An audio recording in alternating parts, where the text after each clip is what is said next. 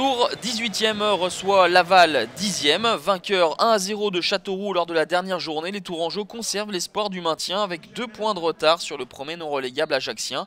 Pour cette deuxième réception consécutive à la vallée du Cher, les hommes du jeu veulent capitaliser face au Tango qui ne craignent ni espèrent pas grand chose d'ici la fin du championnat. Une lutte du milieu de terrain et de mise dans ce début de rencontre, arbitré par monsieur Paliès.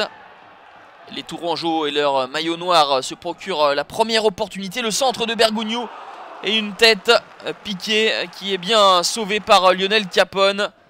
C'était une première accélération des hommes du jeu qui globalement monopolisent le ballon et se procurent les principales occasions. Cette frappe contrée passe à côté du but de Lionel Capone. L'ancien portier lorientais va être sauvé par son montant quelques instants plus tard. Une réaction enfin des Lavallois avec cette frappe ratée dans un premier temps.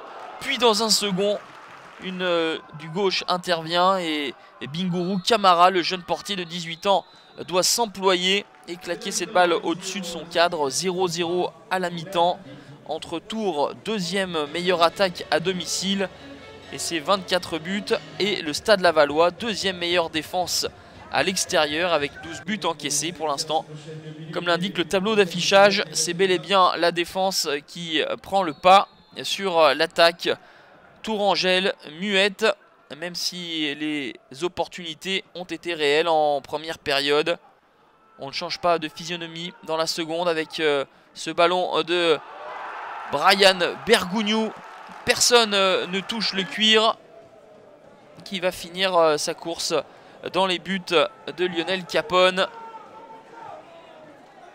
Il semblerait que l'ancien Lyonnais ait visé un centre dans un premier temps, mais c'est une tentative victorieuse. 7e réalisation pour Bergugno qui rejoint Billy Kekteophomphogne au classement des buteurs tourangeaux. Mais après leur ouverture du score, Tours va être rejoint 2 minutes plus tard à la 53e avec l'égalisation d'Anthony Robic. 3e but du milieu de terrain formé au TFC. Une volée topée et Robic a bien suivi pour détourner la trajectoire et tromper Bingourou Camara. Laval qui menait 2 fois lors de la dernière journée face à Sochaux, qui s'est fait remonter 2 fois, donc 2 buts partout au score final. Cette fois-ci, ils ont été menés, les Lavallois. Ils ont eu les ressources nécessaires pour revenir et essayent de pousser pour faire le hold-up, mais le score ne changera pas. 1 but partout, score final. Pas forcément une bonne opération comptable pour les Tourangeaux qui ratent l'occasion de sortir de la zone rouge avant le match de VA à Angers. Et c'est le 3e match nul consécutif pour les Tangos.